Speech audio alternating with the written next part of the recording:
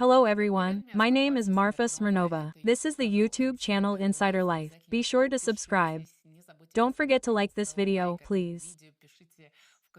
Write in the comments everything you think about our guest today or the topics we are discussing.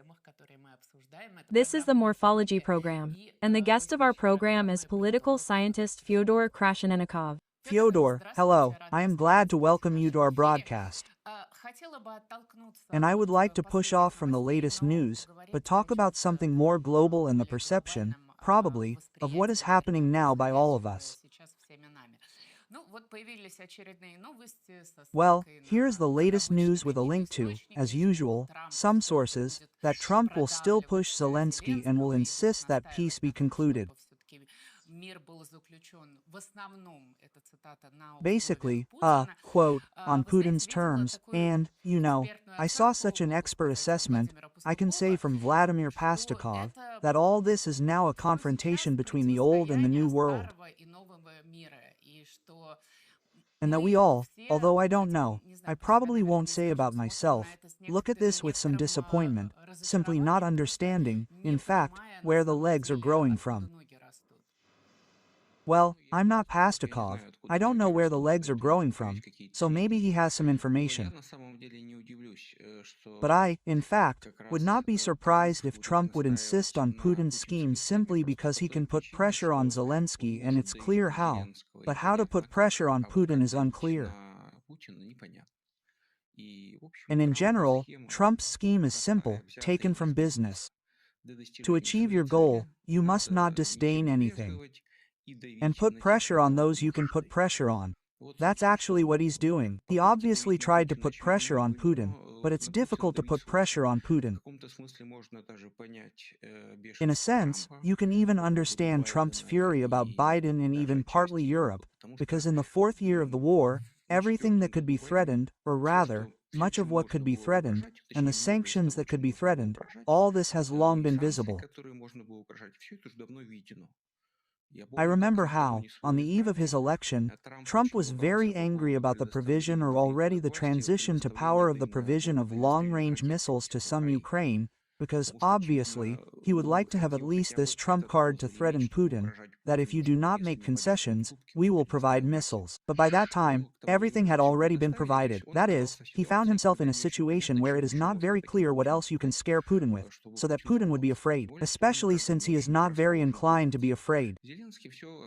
Zelensky turned out to be much worse, because Zelensky was really there for the first 3 years of the war, and he was a favorite of Western leaders, Western governments. Everyone received him with a bang. Everything he asked for, well, they tried to either give him or promise him, and that is, Zelensky, as they say, was completely open, that he had a completely unprotected rear in relation to the United States, because the United States was the most important sponsor, and ally, and supplier of weapons for Ukraine. And suddenly this very, well, supplier and partner turned out to be not a partner at all, right? That is, Trump discovered that he simply has a lot of levers of pressure on Zelensky. That is, he can do whatever he wants with Zelensky, Putin cannot. Well, actually, based on this simple scheme, he acts, as you know, in detective stories, yes, in some they write that the crime is committed not by the one who benefits, but by the one who can commit it. So, actually, Trump is simply doing what he can do, putting pressure on whoever he can. Unfortunately, for Ukraine, for Zelensky, he can put pressure on Zelensky in Ukraine, which is what he is doing. This is probably the disappointment that everyone has now tried to express verbally or in their posts, especially after what they saw in Alaska. I remember that you wrote, maybe a year and a half ago, you had a post about how, that's it, you shouldn't have been so enchanted. And that, it was clear that it didn't happen to Kyiv in 3 days. But then we didn't see a single serious breakthrough of the Ukrainian army, well, after the liberation of Kherson and Kharkiv. Well, we need to look the truth in the eye and understand that, yes, the ball is in the court of the Russian army. Well, let's still stipulate that Kharkiv, of course, was not captured by the Russian authorities. There were some regions in the Kharkiv region, the liberation of the Kharkiv region itself. Yes, and Kherson, yes, it really happened. But here again we must not forget that Russian troops were withdrawn from Kherson. That is, it was not a battle for Kherson, by the way, which Ukrainian troops withdrew, Russian troops from Kherson. There, for a number of reasons, Russian troops simply withdrew from Kherson, and then Ukrainian troops entered. This is, in fact, also an important circumstance, because it was, as it were, a voluntary surrender. Moreover, as I understand it, they even tried to, like the retreat from Kyiv. Putin tried to present it as his readiness to make concessions. And then they argued, why no one took this into account. Yes, seriously, really, you don't have to be charmed. And I was not really charmed. Just recently, one of my readers even posted an excerpt from my argument with one person back in 1923 or 20, before the start of the Ukrainian counteroffensive, when they told me this whole story about how now the Ukrainian counteroffensive would crush the Russian army. And I, in general, say that, well, maybe it won't work out, yes, because nothing encourages it. That is, in this sense, I was not enchanted and was not enchanted by Trump, because when on the eve of Trump's coming to power, many people came up with some story for themselves that Trump would come to power, that he would, therefore, give Putin a hard time, bend his neck, that he would show Putin that he would support Ukraine. This seemed strange to me at first. I just didn't see any prerequisites for this. So, in a sense, it's easier for me. I feel not so much disappointment as, well, melancholy from the fact that so much time has been lost. So much time has been lost and so many hopes have been buried in the grave, and I think that many more disappointments await people ahead. This will be a very serious trauma for many people who have lived for several years in some completely fictitious world, a fake world of propaganda, in which Russia is about to collapse and lose. And now, well, in general, we are already on the threshold of a situation when Putin will achieve, well, maybe not everything he wanted, but quite significant successes, because, I talked about this in my streams, in other interviews, including with Ukrainians, all this talk about a security guarantee, all these interesting discussions that are going on, they are, kind of being conducted in order not to talk about the most painful thing, about territorial concessions, and are not discussed. And as soon as Trump, if he succeeds, forces Zelensky to agree to sign a peace treaty, and as all of us, so to speak, who watched closely, should have noticed that Trump took Putin's position. Not first a truce, and then negotiations, but a peace treaty right away. And a peace treaty is, excuse me, also recognition of new territorial realities. So, as soon as Trump forces Zelensky to agree to sign the treaty, if that happens, then it will be necessary to make public what, in fact, is supposed to be signed. And then, of course, it will turn out that in this treaty Ukraine must cede occupied territory to Russia. Moreover, as far as I understand, from Trump's words, for example, Crimea is definitely supposed to be recognized as Russian. Well, that is, even for Trump, this is no longer a question. Obviously, this is a severe blow to Ukraine, and a moral blow to Ukraine and to many of those who supported him, right? Because, I think, it is no secret to you that since 2014 this story about whose Crimea is, Crimea, therefore, is Ukrainian, it has literally been a symbol of faith. And anyone who spoke out on this matter a little less definitely than they would like in Kyiv, they were immediately subjected to vilification. Yes, there was so much trash thrown at Navalny, who simply allowed himself to say something completely obvious, that the Crimea story is not so simple, yes, including its theoretical return. And now the US president is essentially saying, well, since it was given away 12 years ago, so now it can't be returned. I wonder what else Trump thinks can't be returned, right? Therefore, as soon as this agreement is published, I think that many will be even more disappointed, including inside Ukraine, including those who are fighting and have been fighting all these years. For them, of course, it will be a very hard shock to discover that, as a result of the entire war and all the destruction, those territories that were lost remain under Russian control. Well, maybe not all of them. As I understand it, Putin is ready to give something away, something that he himself doesn't really need. This is the Sumy region and some other small pieces. But everything remains with Russia, and, well, let's not lie, yes, it remains for a very long time at the very least, and forever at the most. Not because I want it, yes, I'm saying this now, but simply because the experience of other similar stories teaches us that some temporary, demarcations for some reason turn out to be permanent. Yes, in 1949, Chiang Kai-shek's army fled to Taiwan, and since then Taiwan has not been controlled by the Chinese. And how many years have passed already? Some guys divided northern South Korea there by eye. So they have been living since then, right? Even East Germany existed there for how long? 40 years. And many other things that seemed at the time, that is, their creations were temporary, or there is Cyprus, yes, it is divided into, actually, Cyprus and the Turkish Republic of Northern Cyprus, which is not recognized by anyone. When all this was happening, it also seemed like some kind of misunderstanding, but it has been going on like this for so many years. In short, there are a lot of such stories. This is really very sad for those who convince themselves that it is possible to turn the tide back and return to the border of 1991. Because, of course, they will be faced with, well, after the publication of this treaty, especially after its signing, this ice shower about the fact that the territories have been lost for a long time, and some, well, perhaps forever. Maybe it is a very naive question, but if we now cede Donbass to Putin, according to all the sources of various Western media, he needs Donbass completely, from top to bottom. And the war will end there, because there is such a discourse that if he takes all of Donbass for himself now, then he will want all of Ukraine later. Well, I will again risk causing a lot of anger. I don't really believe in it. And, by the way, the analogies with the Miltinsky conspiracy of Czechoslovakia are completely inappropriate here. Why? Because Hitler got Czechoslovakia without a fight. That is, he did not fight, although Czechoslovakia, by the way, had a fairly strong and well-armed army. But because of the Munich conspiracy, Czechoslovakia was forced to surrender without a fight.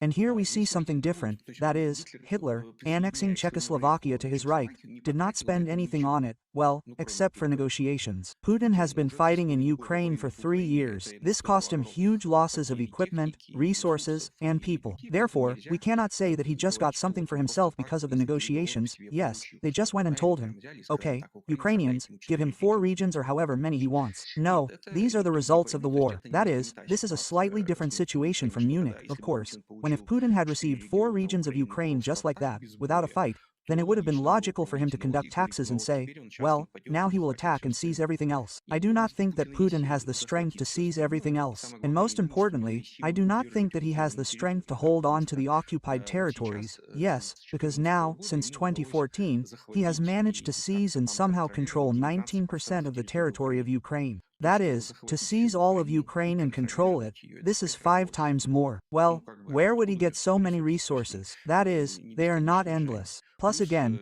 if for now all operations are taking place in eastern Ukraine or there was an almost bloodless seizure of Crimea in 2014, this is still not Western Ukraine, where people live, well, who are very difficult to classify as Russian-speaking people and as those same Russians who were deceived, yes.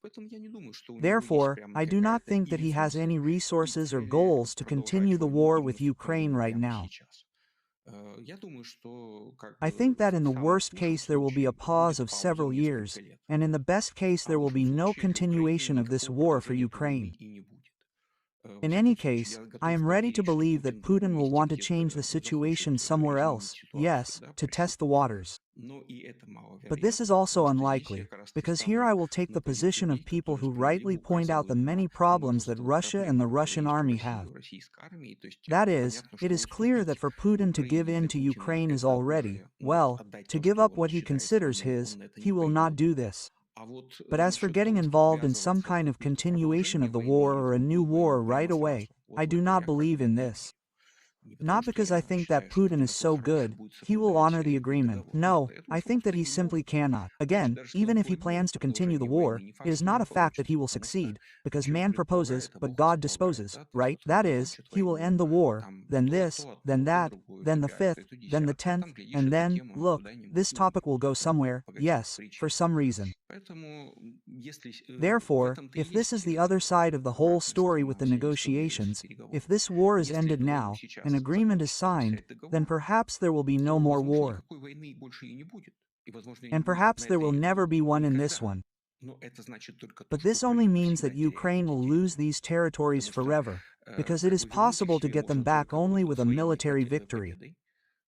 And in order to achieve a military victory, there must be a war. But if Russia starts this war, then what? Will Ukraine start this war? I don't think its allies will allow it. Consequently, if there is no second series of war in Ukraine, then the borders that will now arise as a result of the agreement will remain there for many years. In this, as I see it, there are the main contradictions and a quite visible reluctance of the Ukrainian leadership to go for such an agreement precisely because they understand it. They will have to go out and seek the Ukrainians about what territories are being officially transferred under Russian control right now. And, well, in general, the next step, what I have already said several times, that there will be people who will honestly say, well, we all understand that we have now lost this for a very long time, if not forever. This could become a disaster for the current Ukrainian authorities and, in general, for the self-perception of the Ukrainian state in the form in which it currently exists. Well, after all, peace or not losing power is more important. Again, many say that for Zelensky, this is a question of his further political future. If he gives in to Donbass now, then that's it, his political career is over. Well, I do not want to condemn Zelensky, because the man is really in a very difficult situation, and I, again, have never been an enthusiastic dead man. And unlike some people who are now criticizing him, but used to praise him as the new Cherchell, I have never said that. It always seemed to me that Zelensky was accidental in this story, and it is far from certain that he is an ideal leader. Perhaps, at the beginning of the war, when the president of Ukraine was required to inspire people to defend themselves, to instill confidence in the future, to maintain contact, then he may have been appropriate, and perhaps he was very good when he traveled around the world and called on the peoples of the world to help Ukraine. But at some point, of course, he stopped coping. And I think that he, like all of us, like Ukraine's allies, sincerely hoped that the war would end quickly. Well, that is, it could not. If someone in 22 was told that in the summer of 25 we would be discussing this war and there was no end in sight, I think that in 22 no one would have believed it. And, of course, Zelensky himself did not believe it. That is, he obviously thought that now the entire West would gather there and Russia would break, Russia would retreat. Well, and somewhere in a year, in 2 maximum. Now there is no way back for him. And I do not think that he has any real prospects at all as a result of this war, no matter how it ends. Well, that is, the only way for Zelensky to stay in power and, let's say, remain in history as a positive character is, of course, to win, so that Ukraine would emerge from the war as military victors. But, as we understand, there is nothing to encourage this. And here, unfortunately, I would like to suck on the experience of Georgia, yes, Saakashvili, who is also a very energetic and in some sense successful leader. But after Georgia actually lost the war in 2008, well, not actually, but lost, what can I say? In general, his rule ended after some time, and he is now sitting in prison. And as I understand it, there is no chance to return to Ukrainian politics to Georgian politics. Why? Well, because no one likes losers. No one likes those leaders of the country who sign humiliating treaties or agree to the loss of territory or are forced to admit that yes, we lost. What to do now? This never contributes to a good political career, its continuation. Therefore, it is, of course, difficult for Zelensky to admit that he will now sign an agreement, then he will come, which means peace will come, military actions will stop, people will return from the front and say, and what about this man, who first told us that we must fight and not surrender, and we will never give up anything for anything, and then signed an agreement according to which we will give it up, like, will he be our president? I think that this will be a very serious, difficult situation for Zelensky, and again, I am not ready to judge him. I do not know how he looks at all this and how he experiences all this, but, of course, it is not a very difficult situation, and he has not so many chances to remain as a leader. And again, in the best case, if he simply left this situation, said, "Okay, the war is over, I have done everything I could, goodbye now, I do not want to choose another president." Simply, if he participates in the elections again and loses, then the winners will have every reason. And the sad example of Trump, who has been settling scores right from the previous administration very consistently. Therefore, Zelensky may turn out to be the person on whom all the dogs will simply be pinned, and then his opponents in the elections and the winners of the elections will say, "But it is Zelensky who is to blame for everything." Here you go. Quote, "In short, I do not envy him." Well, I am far from the thought of somehow speaking badly about him. And I wanted to talk a little about the Russian opposition. In fact, this is a continuation of the theme of charm, disappointment, and so on. Here, Ilya Yashin wrote a post a few days ago about what is needed for Ukraine to be safe. Well, it's clear, joining NATO, European allied armies on Ukrainian territory. And the third point, I even wrote out for myself, is the dismantling of Putin's political regime and the formation of a new democratic government in Moscow. Well, I won't quote anymore. But don't you think that Yashin's perception of the world is through, excuse me, such a childish expression, through some rose-colored glasses? Well, what dismantling of Putin's political regime are we talking about now? It seems to me that neither the Oval Office nor the European leaders are counting on this. Well, everything is moving in the opposite direction completely. Well, as far as I understand, Ilya is not saying that this will happen tomorrow. He is talking about the situation in which Ukraine will be safe. And here I agree with him. For example, I believe that the only way to guarantee a peaceful and safe life for Ukraine, Europe and the world in general is for Russia to become a democratically free country. Here is a situation in which there will be a dictatorship in Russia, and therefore, those around the country will feel calm and confident. It is impossible. No matter how you arm Ukraine, no matter how you introduce some contingents into the Baltic countries or build fences on the border with Finland, it is still some kind of abnormal life in anticipation of war. This is a bad life. And, as far as I understand, Ilya, he, in fact, writes about this, that if in Europe, and, by the way, the Ukrainian leadership do not come to the conclusion that the only strategy towards Russia that must be followed, developed, is to do everything so that normal people in the good sense of the word come to power in Russia, and not in the sense that people who are like there, so to speak, in Kiev, come to power in Russia, yes, so that Kerry Kasparov and Ilya Ponomarov come to power. Of course, this will never happen, but the fact is that without a normal democratic free Russia, no security in Europe is possible, and no one can guarantee anything to anyone completely. This is a fact. Therefore, I would consider Ilya's thesis from this point of view, and I agree with him. By the way, in all the questions I am asked as an expert, I always say this, that if the only way to build a safe Europe is a safe Europe together with Russia. Accordingly, we should make efforts to make Russia different and support these efforts, and not wave our hand and say, "Oh, yes, Russia will always be so terrible and bad there." Therefore, let's just wave our hand at it and turn Ukraine into some kind of iron porcupine, as is popular now, yes. This, it seems to me, is a much more utopian concept. So you think that there is no course for Putin's normalization? Well, let's remember the conversation in the Oval Office.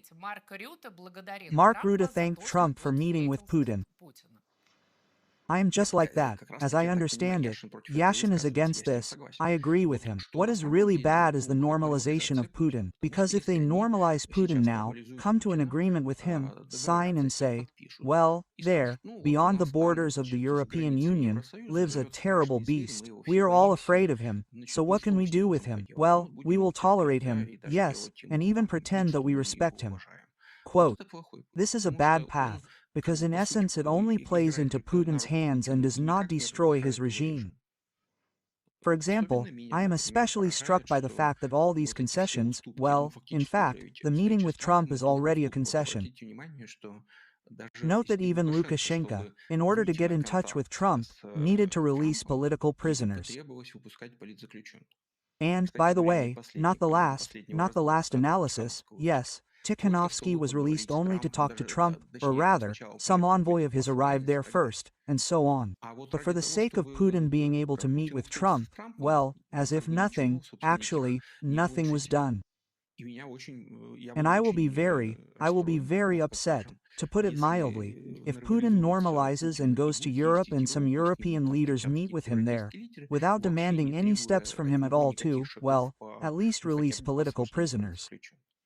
That is really bad. That is, normalization without demands from Putin to at least somehow behave humanely, to make at least some, meager concessions. It is really disgusting to talk about this. Well, let him at least release the people who are suffering in prison. That will already be a lot. It will be worse if they don't even demand this from him, but simply say as he is, well, this is the kind of Putin we have, this is the kind of Russia they like to live in. So we will, so to speak, deal with them in the form in which they are. This is a bad option. It seems to me very dangerous.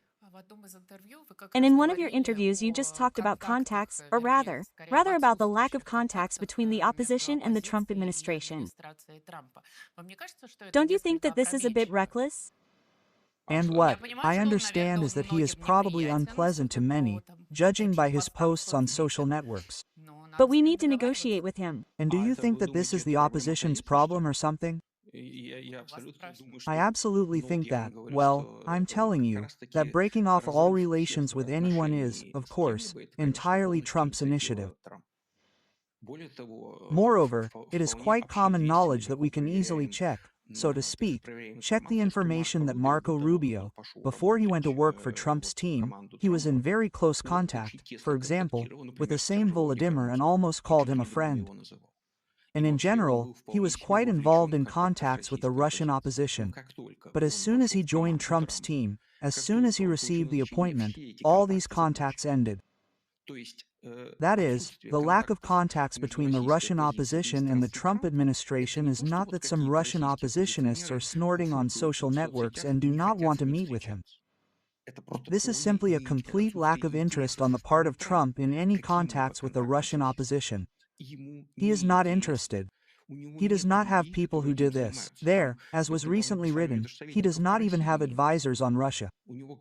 His main specialist in interaction with Russia is Yutkov, who has never dealt with Russia at all. He does not know who Nemtsov is. No one knows who Navalny is. Well, maybe I heard something about Navalny somewhere, but definitely not about Nemtsov, for example, because he was not involved in any politics. And Ruby, he obviously does not use all his past knowledge and contacts, because he does not want to irritate Trump. Because Trump's position is, why contact them? We have Putin. Let's be friends with him. I assure you, if Trump had any interest in meeting with anyone, he would have met. By the way, I can easily list a number of quite notable figures in the opposition who say nothing bad about Trump and have not criticized or scolded him in any way. For example, Yulia Navalny wrote a quite respectful address to him, but that's like, I don't remember Yulia Navalny writing anything bad about Trump anywhere, right? I don't know how she feels about him, but nevertheless. Therefore, let's place all the responsibility for the fact that Trump does not want and does not intend to communicate with the Russian opposition on Trump and his administration. This is entirely their choice and their merit. Again, I also wanted to ask about this appeal of Yulia Navalnaya. Has this topic completely receded to some, I don't know, secondary importance, with regret? Well, again, returning to the previous question, that is, the Biden administration lives in a completely different world. It had a completely different paradigm. For example, for the Biden administration, as for the administration of many past presidents, human rights, the protection of human rights, helping fighters for freedom and democracy, this has always been the topic. Maybe they were hypocritical, and most often, of course, they were hypocritical, yes, but this is something with which you could come and say, how is this possible? America is for rights, for man for freedom, and here people are suffering, tormented, let's help. Quote, moreover, they themselves were actively monitoring. They published all these State Department reports on human rights violations. This year, as I understand it, it is coming out in a completely different form, right? That is, the administration was interested in doing good. Well, you can argue with that. I am not a big fan of the United States, any American administrations, and not Biden, but nevertheless, they had this motive for their activities, that we are for freedom all over the world, that is, we are fighting for human rights. And on this basis, of course, it was possible to go to the White House, and say, well, let's help here, let's help here. All these organizations and foundations destroyed and closed by Trump, which, of course, undoubtedly, spent a lot of money on all sorts of nonsense. There is nothing to argue about. But nevertheless, this was soft power. These were such connecting links through which they interacted with activists all over the world, not only with Russia, but also with Africa, and with Asia, with anyone. That is, some information and so on and so forth. Now all of this has been completely destroyed by the American side, and they, apparently, are not interested. It is not very clear what they want from Belarus and on what basis, yes. Well, for some reason they decided from Belarus that NATO, although yesterday I listened to one Belarusian expert, and he said a very interesting thing, that among those who are seeking release, for example, yes, the Belarusian activists, there is such a person Oles Bialyatsky, a Nobel Prize winner, by the way. And he is in prison. Considering Trump's concern about receiving the Nobel Prize, they could well have, so to speak, served it up to him under such a sauce. Look, so the Nobel Prize winners are sitting in prison in Belarus. Let's achieve the release of the Kuber police. It's beautiful. Secondly, among them will be the Nobel regime, which, obviously, for the Nobel Committee will be another good, so to speak, proof that Trump is fit for the Nobel Prize, yes. Therefore, if he has some interest of his own, he, of course, can get involved, but, apparently, he simply has no interest in spoiling the already difficult relationship with Putin, demanding from him the release of some completely incomprehensible, unfamiliar people, whom he, apparently, simply perceives as, just, products of the wrong democratic policy, yes, because, unfortunately, it seems to me, Trump shares, this is the prejudice of the same Putin, that everyone who, speaks out against, well, they just received money from funds, from the American ones, that's why they were against. And, by the way, in this sense, the legitimization of Lukashenko is quite logical, right? What's wrong with Lukashenko? He's a strong leader, effective, which means the people there elect him. And the protests were organized with your money, by your Democrats, but in reality the entire Belarusian people are for him, for example. Yes, well, of course, we need to release those weirdos who are sitting there from prison, but overall, Lukashenko is a politician, a leader and a father. So here again, unfortunately, Yulia's appeal is right. She had to do it. She did it, but without some great interest from Trump and his entourage in the topic of protecting human rights as such in general, yes, in protecting human rights in Russia, which is a very sensitive issue for Putin, nothing, unfortunately, will happen. And here we can do whatever we want. But if Trump says, I don't want to, I'm not interested, I'm interested in dealing with Putin, and I've seen them all in Grogu, then, unfortunately, we won't do anything, because, well, that's what American politics looks like now. It's so autocratic and self-willed. There's one person whom no one dares to contradict. And everyone who wants to build a relationship with him, they must compete in assent and, therefore, licking and stroking and scratching, so to speak, but in order to do all this, you have to be next to him. I would, in fact, shake the hand of any person who would step over there, step on the mountain of his own song and somehow crawl on his belly to Trump and tell him, listen, what's it cost you? Well, let's release him from prison. We have a little list here. People there are sick. They are having a hard time. They are suffering there. Ask Putin. It doesn't cost him anything at all. He will just let everyone go for the sake of talking to you once again.